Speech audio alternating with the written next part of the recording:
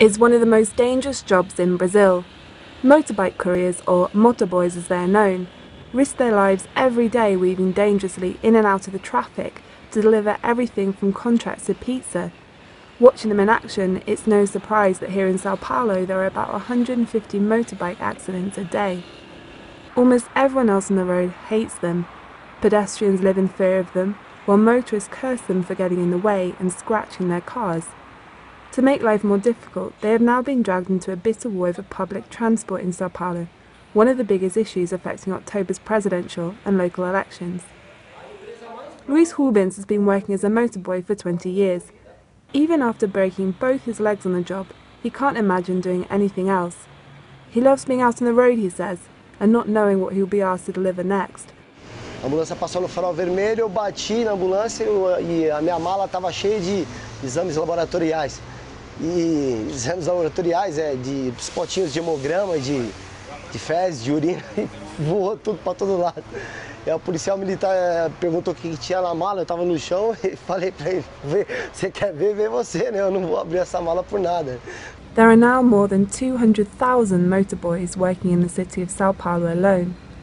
The profession emerged in the 1980s when office boys started running errands by motorbike instead of by bus to avoid the city's traffic. Since then, they have become an indispensable part of Brazilian life.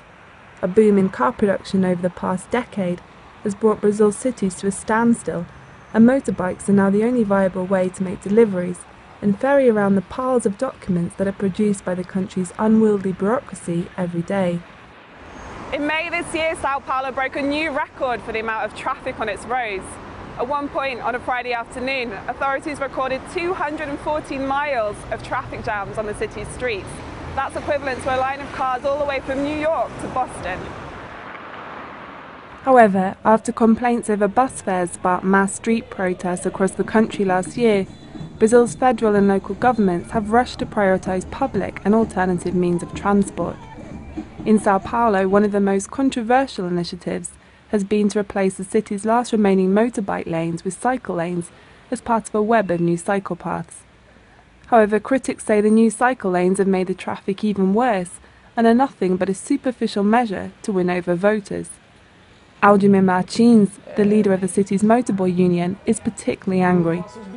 Motorboys fought for years to get their own lanes to reduce accidents, he says, and now they are gone.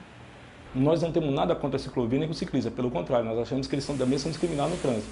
Mas eu acho que todo lugar tem sua hora, né? Você está numa metrópole como uma megalópole como a nossa. Nós não temos tempo para andar de bicicleta, né? É um absurdo você criar uma ciclovia num centro, sabe? Aqui é o pulmão do Brasil. A gente tem que criar ciclovia nos interiores, nas praias. However, after almost a month in operation, the new cycle lane that links the south of São Paulo to the city's main Paulista Avenue is finally beginning to get some use. Matthias Fingerman, a primary school teacher, says he now uses it every day to get to work. Todas as grandes cidades no mundo, elas tiveram esse mesmo tipo de polêmica, né? Então, primeiro a população não está acostumada e fica criticando, falando mal.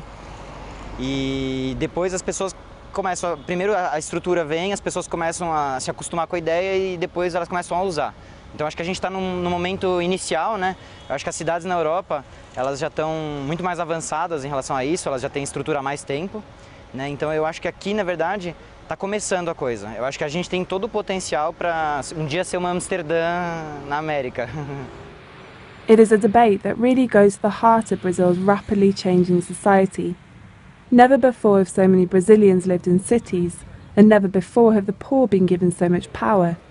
So who now belongs in places like São Paulo? Is it the rich in their air-conditioned 4x4s, or the common man on his bike? And is there still any room left for the motorboys? Brazil's elections may soon be over, but the battle for the country's streets has only just begun. This is Samantha Pearson for the Financial Times in São Paulo.